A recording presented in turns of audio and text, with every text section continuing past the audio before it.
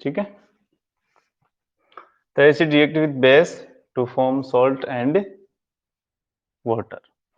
तो क्या क्या फॉर्म हो जाएगा, एक तो सॉल्ट फॉर्म हो जाएगा प्रोडक्ट में और एक वाटर फॉर्म हो जाएगा। ठीक है। तो उससे पहले हमें ये जानना पड़ेगा कि बेस क्या है। ठीक है। बेस एक्चुअल में अगर हम जनरली कहें तो base is a metal oxide. Base is a metal oxide, या फिर हम कहें कि base is a metal oxide या base is a metal hydrogen oxide या मेटल हाइड्रोक्साइड कह सकते, हाइड्रोक्साइड कह सकते हैं ना। ठीक है। तो बेस कब बनेगा, जब आपके पास में एक मेटल हो, ठीक है, उसके साथ में ऑक्सीजन अटैच हो, या फिर हम कहें बेस कब बनेगा जब आपके पास में मेटल हो और साथ में हाइड्रोक्साइड मींस OH हो। ठीक है। तो बेस को पहचान जाएंगे हम, माइक ऑफ कर लीजिए अपना। तो मेटल को पहचान जाएंगे हम कि मेटल के साथ में अगर ऑक्सीजन ऐड है तो मेटल ऑक्साइड हो जाएगा, मेटल के साथ में OH ऐड है तो मेटल हाइड्रोक्साइड हो जाएगा। ठीक है, ये चीज समझ में आ गई है अपने को, हम पहचान सकते हैं। जैसे फॉर एग्जांपल मैंने Zn यहाँ पे मेटल लिया, अगर मैंने इसके साथ में ऑक्सीजन अटैच कर दिया तो ये क्या बन गया है, ये बेस बन गया। जिंक ऑक्साइड मतलब बेस बन गया है, बेस का एग्जांपल हो सकता है। ठीक है। अगर हमने कहा कि हमने Na एक मेटल लिया और उसके साथ में OH हमने ऐड कर दिया तो सोडियम हाइड्रोक्साइड बना, तो sodium hydroxide is a base. तो बेस को हम पहचान सकते हैं, वो मेटल ऑक्साइड हो सकता है और मेटल हाइड्रोक्साइड हो सकता है। ठीक है। तो ये तो जनरली है कि वो ऑक्साइड या हाइड्रोक्साइड हो सकता है, ये तो जनरली है। बट एक्चुअल में हम इसका मीनिंग देखेंगे तो मीनिंग ये नहीं निकलेगा, है ना। कहीं कहीं मेटल्स क्या होंगे, ऑक्सीजन के साथ में अटैच होकर मेटल ऑक्साइड तो बनाएंगे बट वो एक्चुअल में बेस नहीं होंगे, कहीं कहीं ऐसा कंडीशन होगा। तो एक्चुअल में कहा तो यही जाता है कि base is a metal oxide या फिर कहें मेटल हाइड्रोक्साइड, बट ये वाले डेफिनेशन थोड़ा सही नहीं है। बट पहचानने के लिए अपने ठीक है, अगर हम जनरली पहचान लें, जैसे जिंक के साथ में ऑक्सीजन अटैच है, zinc oxide is a base. Sodium के साथ में हाइड्रोक्साइड अटैच है, NaOH means sodium hydroxide is a base. तो हम इनसे रिएक्शन करवानी है अपने को, किससे, एसिड से। ठीक है, एसिड रिएक्ट विद बेस, तो इनकी रिएक्शन होगी अब एसिड के साथ में। तो एसिड क्या करेंगे, एक तो सॉल्ट फॉर्म कर देंगे और दूसरा वाटर फॉर्म कर देंगे। क्लियर है। तो अब यहां से हम एग्जांपल करने चलेंगे। तो जैसे मान लो मैंने एसिड ले लिया HCl, ठीक है, एसिड ले लिया मैंने, हाइड्रोजन क्लोराइड लिया HCl, और ZnO ये क्या है, ये बेस था, तो ZnO को हमने ले लिया इसके साथ में। तो क्या होगा, हमने कहा एक तो सॉल्ट बनेगा, तो ZnCl के साथ में Zn की वैलेंसी कितनी होती है 2, क्लोरीन की होती है 1, तो क्लोरीन की वैलेंसी Zn पे चली जाएगी, Zn की वैलेंसी क्लोरीन पे आ जाएगी। तो क्लोरीन की 1 होती है तो Zn तो 1 ही हो रहेगा, बट Zn की वैलेंसी 2 होती है तो क्लोरीन कितने हो जाएंगे, 2 हो जाएंगे। ZnCl2 हो गया और बाहर में निकलेगा H2O, ये हमने कहा है। ठीक है। तो यहां बन गया अपने पास में जिंक क्लोराइड, यहाँ क्या बन गया अपने पास में, जिंक क्लोराइड बन गया। इधर हमने देखा क्लोरीन 2 है, ठीक है। पहले हम मेटल को देखते हैं, तो मेटल इधर जिंक 1 है तो इधर भी 1 है। फिर हम नॉन मेटल को देखते हैं तो क्लोरीन इधर 2 है और इधर क्लोरीन 1 ही है, तो 2 करने के लिए मुझे यहाँ 2 लगाना पड़ेगा। मैंने यहाँ जैसे ही 2 लगाया तो यहाँ 2 हाइड्रोजन हो गया। फिर से देखो, फिर से हम मेटल को चेक करेंगे तो जिंक 1 है, इधर जिंक 1 है। फिर हमने नॉन मेटल को देखा, इधर क्लोरीन 2 हो गए तो इधर भी क्लोरीन 2 है, ठीक है। फिर इधर हाइड्रोजन 2 है तो हाँ इधर भी हाइड्रोजन 2 है। इधर ऑक्सीजन 1 है तो इधर ऑक्सीजन भी 1 है। मतलब ये मेरी इक्वेशन बैलेंस भी है और सही भी है। समझ में आ गया। चलो नेक्स्ट, अगर हम मान लो हमने NaOH के साथ में हमने रिएक्शन करवा दिया, जैसे H2SO4 ले लिया हमने, एसिड हो गया सल्फ्यूरिक एसिड। ठीक है, अच्छा इसका नेम नेम तुम साथ में लिख के जाओगे, जैसे ये था क्या, हाइड्रोजन क्लोराइड, ये लिखते जाना साथ में, ठीक है, हाइड्रोजन क्लोराइड। और ये क्या था, जिंक ऑक्साइड, यही था। फिर H2SO4 के साथ में रिएक्शन करेंगे हम, ठीक है। इधर करवा देता हूं मैं, दिख पा रहा है क्या था, H2SO4, H2SO4 को हम बोलते हैं सल्फ्यूरिक एसिड, ठीक है। सल्फ्यूरिक एसिड का रिएक्शन हमने करवा दिया, मान लो ZnO के साथ में करवा दो, ठीक है, या फिर तुम मैग्नीशियम ऑक्साइड के साथ में करवा सकते हो, मेटल के साथ में। तो ये तो मेटल का ऑक्साइड, बट मान लो हम हाइड्रोक्साइड का एग्जाम्पल ले लेते, तो NaOH के साथ में करवा दिया हमने। एक एग्जाम्पल हम ये ले लेते हैं, ये हो गया सोडियम हाइड्रोक्साइड, ठीक है। सोडियम हाइड्रोक्साइड का जैसे ही हम रिएक्शन करवाएंगे तो क्या होगा, NaSO4 के साथ में अटैच हो जाएगा, एक सोल्ट बनाना है ना अपने को।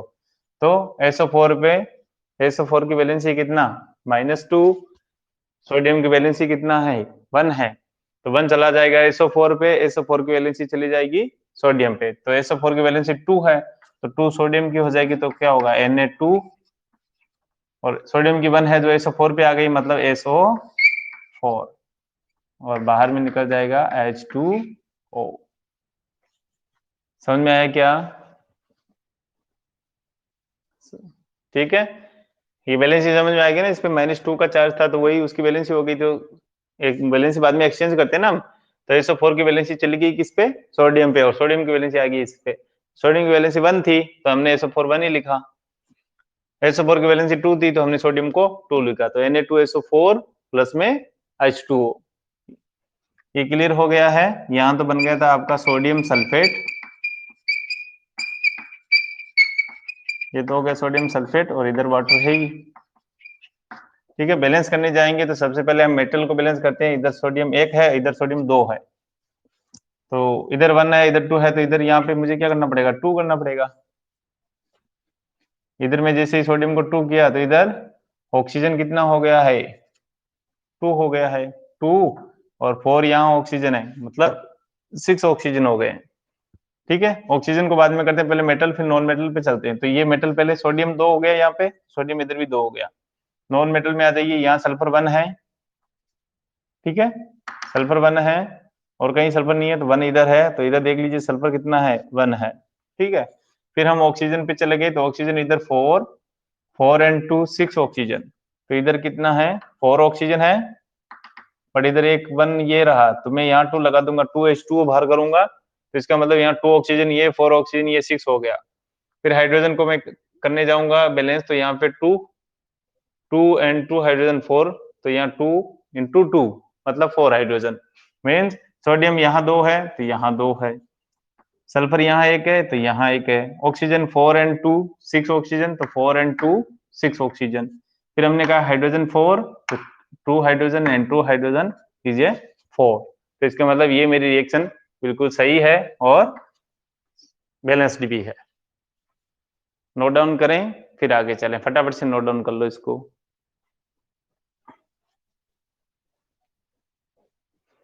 फटाफट से नोट डाउन करो तो।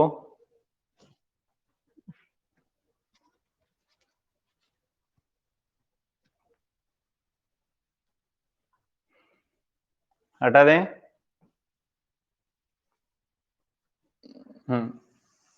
स्क्रीनशॉट तो ले ही रहे हो, बट स्क्रीनशॉट को वापस से नोट डाउन भी करना है ना। चीजें चीजें यहाँ दिखती है अपने को कि हाँ मुझे पूरा समझ में आ रहा है अच्छे से, बट वो थोड़ी देर के बाद में निकल जाती है, ठीक है। तो हमने लास्ट रिएक्शन करवाया था किसके साथ में, जैसे H2SO4 प्लस NaOH के साथ में रिएक्शन करवाया, तो बना था Na2SO4 प्लस में निकला H2O, ठीक है। तो यहाँ Na2SO4 हुआ, 2H2O यहाँ हुआ था, इधर 2N हुआ था, यही हुआ था, बैलेंस हो गई थी रिएक्शंस, ठीक है। अब देखो जैसे यहाँ से Na2 और SO4 ये बनकर ये निकला, तो एक्चुअल में हुआ क्या रहा होगा, यहाँ से OH निकला और यहाँ से H प्लस निकला। देखो SO4 पे माइनस चार्ज था ना, तो ये वाला प्लस चार्ज होगा इसके साथ में अटैच जो है, ठीक है। अब देखो सोडियम पे पॉजिटिव चार्ज होता है तो OH पे नेगेटिव चार्ज होगा, तो यहाँ पे आप देख रहे हैं डबल डिस्प्लेसमेंट हो रहा, एक तो ये इसको डिस्प्लेस कर रहा है, ये इसके साथ में जा रहा, तो डबल डिस्प्लेसमेंट रिएक्शन है पहली बात। तो दूसरी बात, इसके अंदर में रिएक्शन क्या चल रहा है, अंदर में रिएक्शन चल रहा है, यहाँ से H प्लस निकल रहा है, ठीक है, और यहां से क्या निकल रहा है, OH माइनस निकल रहा है। समझ में आया ना, जैसे सोडियम प्लस वाला पार्ट जाएगा तो पीछे माइनस वाला पार्ट बचेगा, इधर SO4 माइनस वाला पार्ट जाएगा तो H प्लस वाला पार्ट बचेगा। तो अंदर में रिएक्शन ये चल रहा है H प्लस और OH माइनस, और ये मिलकर ही क्या बना रहे हैं, यहाँ वाटर बना रहे हैं, यही मिलकर क्या बना रहे हैं, वाटर बना रहे हैं। क्लियर हो गया है, क्लियर है क्या?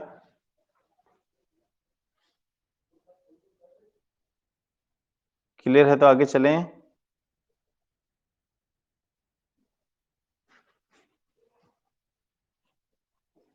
आवाज आ रही ना?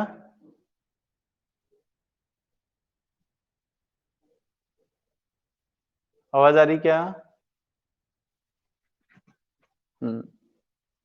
ये क्लियर हो गया है, आगे चलें।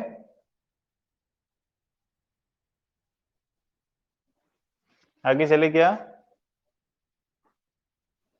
देखो यहां से एक चीज और समझ में आ रही है, जैसे ये क्या था, एसिड था H2SO4, तो H2SO4 ने क्या दिया, H प्लस दिया, और यहाँ पे ये क्या था, बेस था, और बेस ने क्या दिया है, OH माइनस दिया है। समझ में आया? तो हम कह सकते हैं ये एक प्रॉपर्टीज हो जाएगी कि एसिड कंटेन्स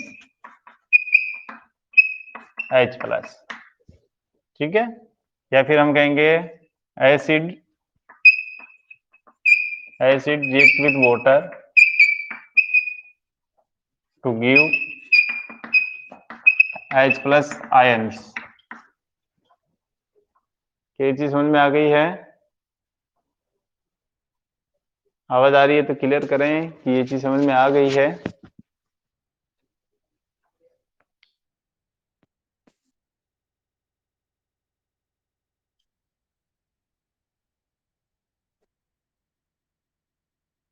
क्या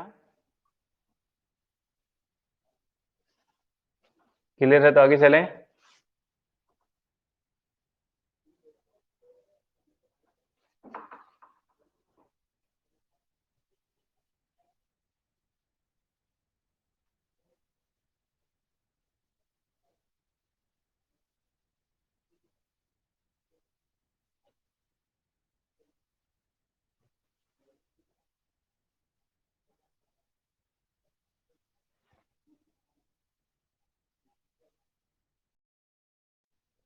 अभी आवाज आ रही ना?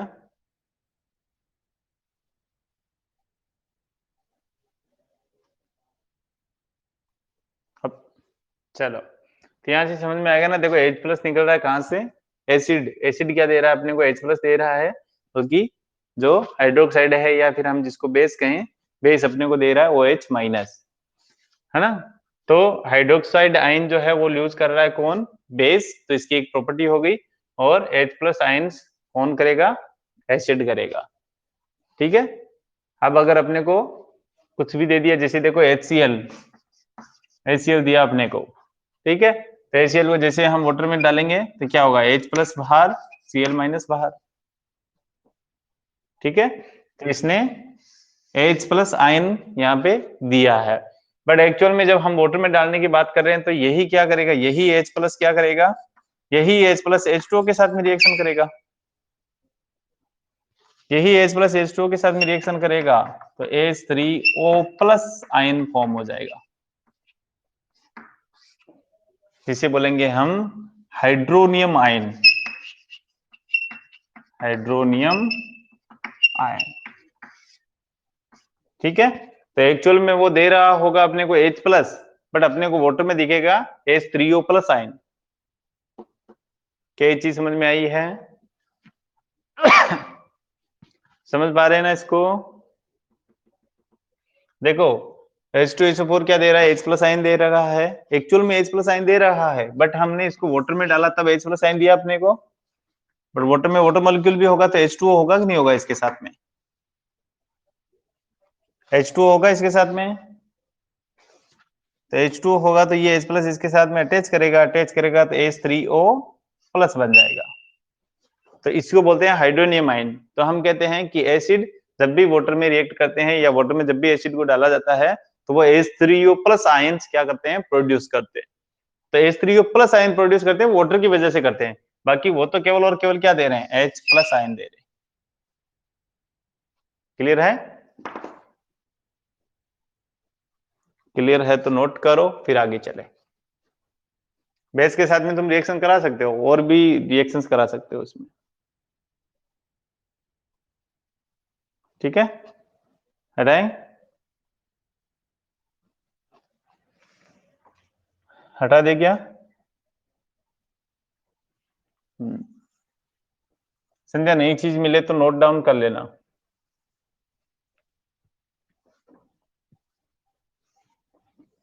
ठीक है, ऐसा नहीं है कि अपने पास में ऑलरेडी लिखा हुआ पड़ा है तो अब कुछ करने की जरूरत ही नहीं है। अगर नई चीज मिले तो नोट डाउन कर लेना। अच्छा, बेस की सॉरी एसिड की हमने रिएक्शंस देखी। केमिकल प्रॉपर्टीज के अंदर हमने पहली रिएक्शंस हमने देखी थी कि एसिड रिएक्ट्स विथ मेटल, ठीक है, देन मेटल टू फॉर्म